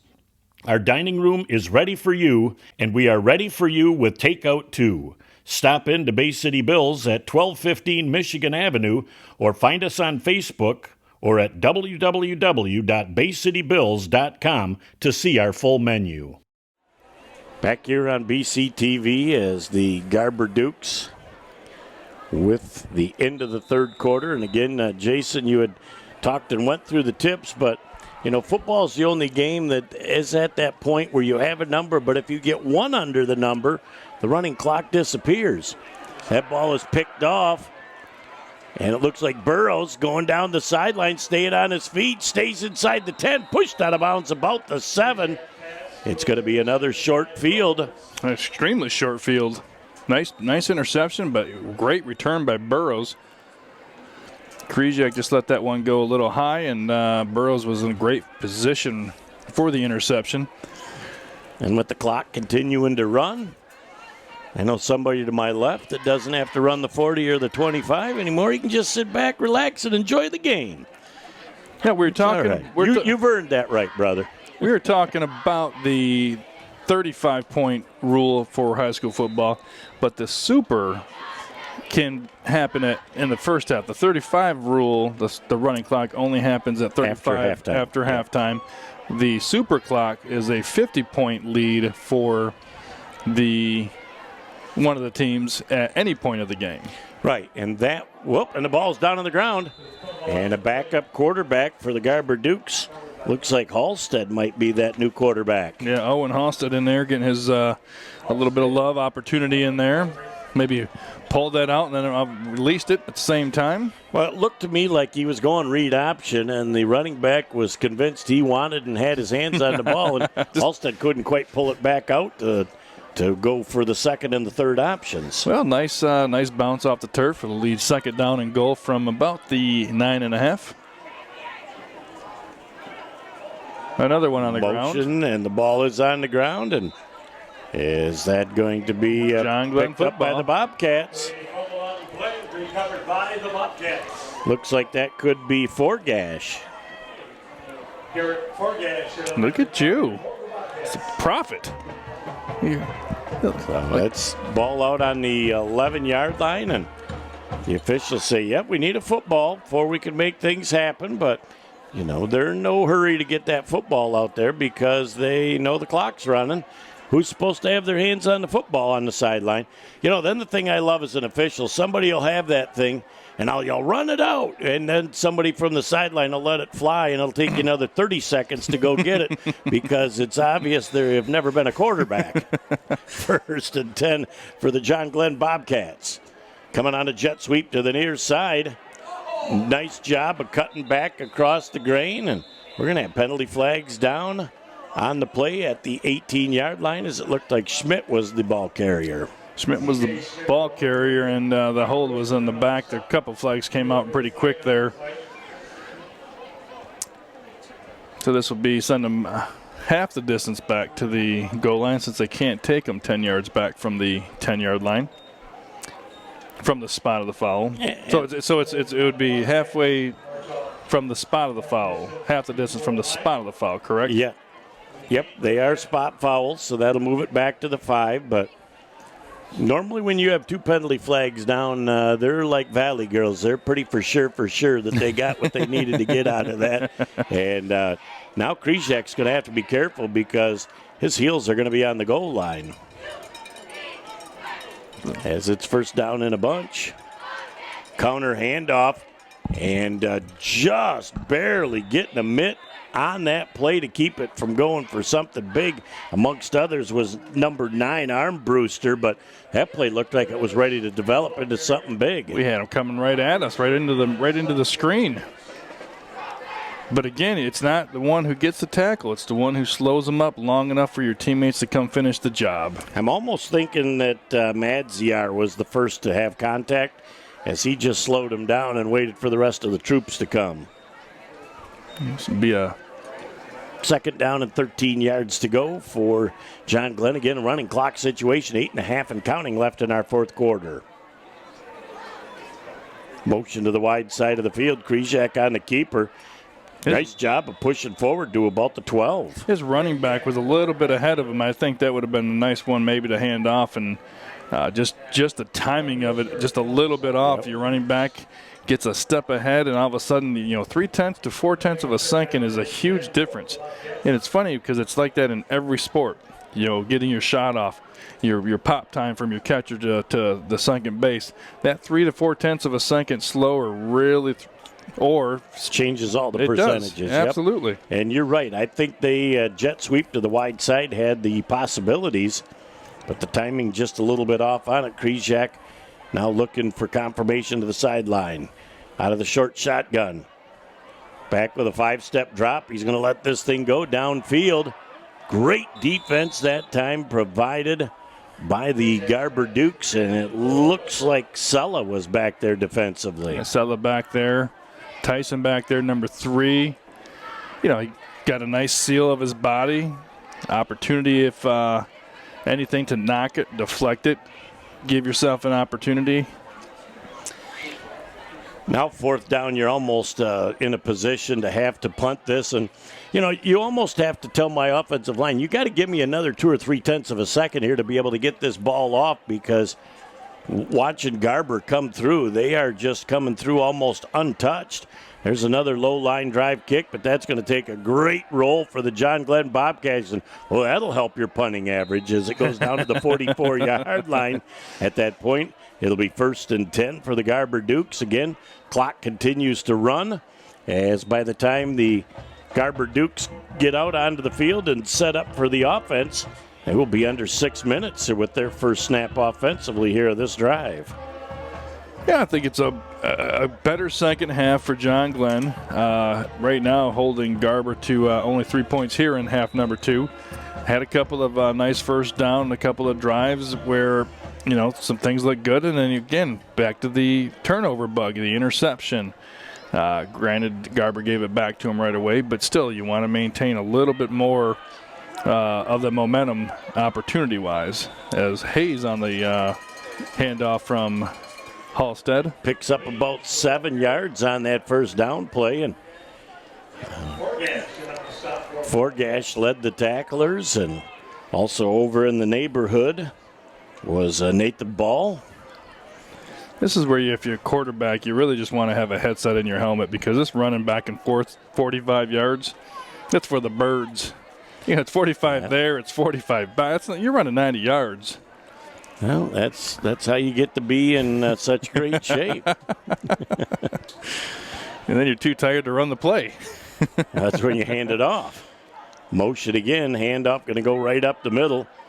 As pushing the pile forward. Nice leg drive, still moving forward. Going to be down inside the 45, down to the 43-yard line.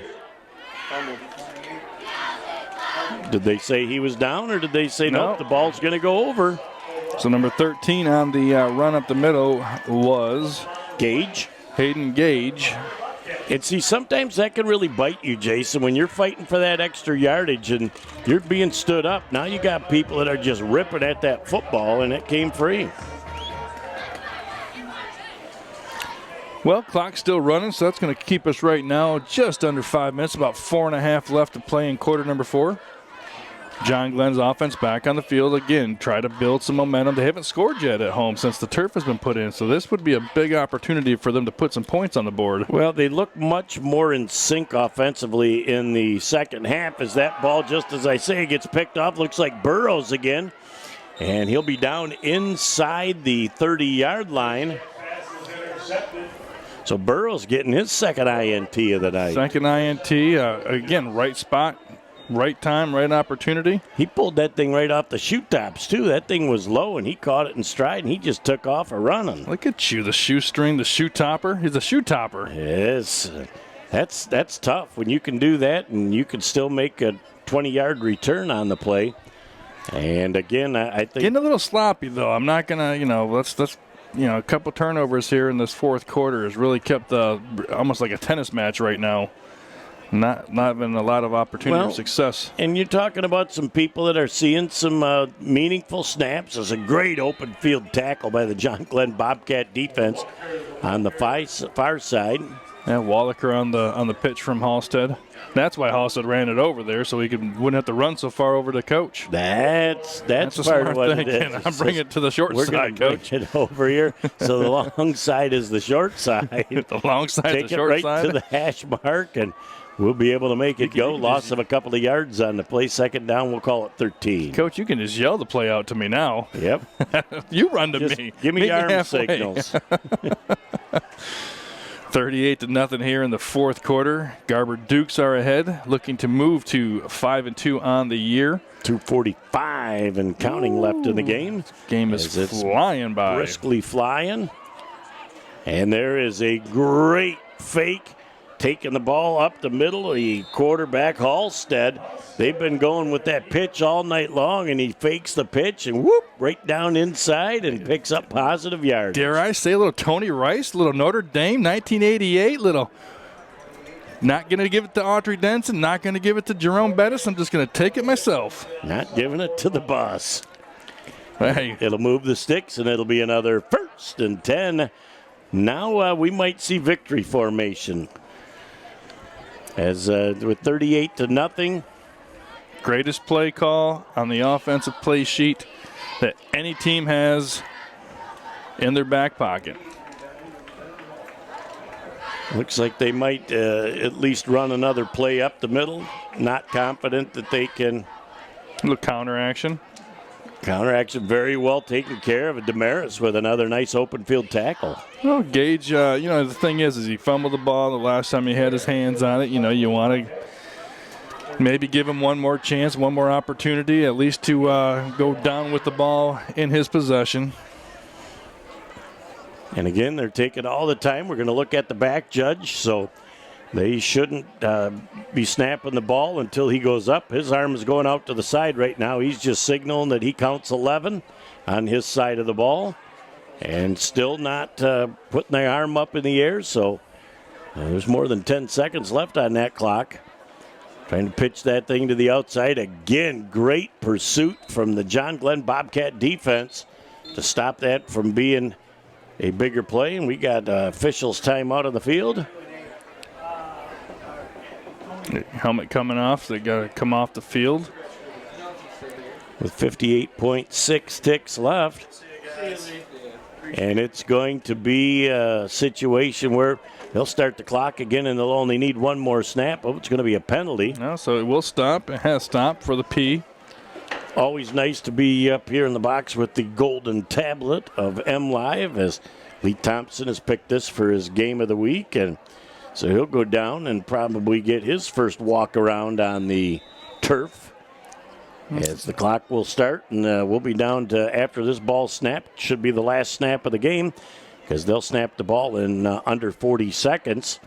And they're going to start a victory celebration before they cross the big bridge and head back to the east side. Yeah, I'm sure that they will be met with their plethora of fans who made the trek over here to John Glenn tonight. Albert E. Johnson Stadium, where John Loop Field. As we're down to the final 25 seconds right now, the formality of the clock running off with no need to run another play.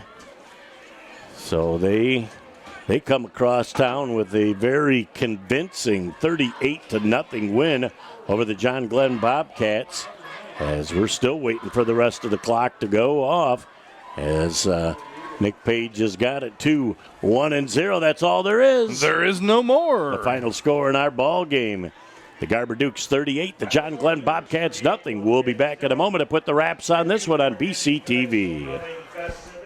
So your car is getting towed and you're not sure where to take it? Try Village Towing and Auto Repair. Our expert mechanics are here to help assist you with all your repair needs.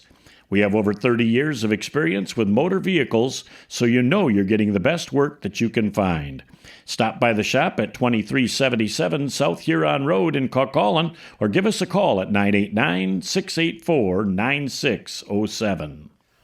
Welcome back to our Village Towing post-game show here on Bay County TV. Jeff Doan and Jason Newsham. Fireworks from the opening kickoff, running clock in the second half. I think the Garber Dukes accomplished what they came across town to do tonight. Well, I think if you look at how their season's gone, their first 2 weeks they pitched shutouts. Had a couple of tough game stretch there with Swan Valley and Freeland, and then came back and pitched a couple more shutouts. So I think, they're really starting to find their stride, but not only the defensive side of it, but I think offensively they are really starting to utilize all the weapons that we talked about since the beginning of the season that they possess. And yeah, we know about their big names the last couple of years. We know about their Division I level players and their Division I athletes on the line, the quarterbacks. But this team has just continued to improve, almost starting to believe in each other and believe that they are part of something that can be very special here in Essexville Garber. Now, there's a lot of things to like about this team. Coquillard throws a pretty ball, but he has just got to be really excited week in and week out when you see the 4 or 5 top talents that he's got to throw the ball to. Well, you can throw it to him. Tacey on the sweeps. You've got Hayes that he took off the kickoff return 88 yards. Take that out of the equation. He's still a featured back. Didn't get a lot of opportunities today because they really had a short field, and Coquillard was really handling the game, from his quarterback position. He ran one in, he threw for a couple, nice one to Tacey, another really nice one, nice ball to Fellows. So they have so many different things that come at you, and if you're the defense, again, trying to dial in on one, next thing you know, you're throwing a quick screen pass out to Fellows, you're getting Tacey on a sweep. You've got a lot of guys with a lot of speed, so as a quarterback, you got to understand your strengths, and I think he is really finding himself as each week goes on here. When you look on the other side, a kind of forgettable first half for John Glenn Bobcats, but I really like the things they did at halftime to come out in the second half, throw some different looks at Garber. They were able to move the ball, and they looked much more in sync offensively in the second half. I don't think they want to throw away the first half. I say maybe throw away about 4.5 minutes out of the first half. I mean, heck, the first 13 seconds and then about 3 minutes, 2.5 minutes there where Garber was able to put up 21 points. So that's 28 points in about 3 minutes. And aside from that, their defensive, they were pretty strong between the tackles, doing a lot of good things. And I think what we talked about at halftime is trying to come out in the second half, get some first downs, get the ball moving, do a little bit of this, do a little bit, and they were finally able to do it and finally get some things moving. But then, you get stuck. It's you going forward on fourth down, the swing pass doesn't get it. And because of the running clock, it's not like you have an opportunity to get yourself back on the field maybe 2-3 minutes later. Now it's 6-7 minutes later, and again, you're still down, so you're trying to do a little bit more. So the second half it's tough when the clock's running. Well, and it's tough when it's your homecoming crowd. You got a big crowd here. This is going to be a successful program here. I really believe in what Coach Horton is trying to do with this program and will do with this program moving forward, but unfortunately, that thing called growing pains sometimes is the intermediary. Yeah, and as a coach, again, we talked about before, it's a patient process. Nobody likes it. Let's face it, high school football, especially in Bay County, is a big thing. And you get 5 home games every year. In basketball we get 10 home games, a minimum of 10 home games. So you want to be able to put on a show for your crowd. You want to, especially homecoming. You got a lot of alums back. You've got a lot of class reunions that get together. A lot of tailgating going on. So a lot of really big things. And do you want to put a better? Well, yeah, but again. Where are we going to be in Coach Horton's 3rd year when we come back next year in 2023 for homecoming? I think that will be a better indication, and I think you're going to see a better product continue to grow here at John Glenn. Well, week 7 in the books. Week 8 next week will take us back to see the All Saints Cougars and what they're all about, and then what we hope is going to be a very, very epic battle also in Week 9 between Western and Central. So finishing off the regular season with a couple of great matchups, but that about puts the wraps on this game tonight as the Garber Dukes from the opening kickoff took control of this game and come away with a 38-0 win over the John Glenn Bobcats. On behalf of the whole crew, I'm Jeff Doan along with Jason Newsham. Another stellar job by producer, director, cameraman, extraordinaire Nick Page. Have a great night, and we'll talk to you soon.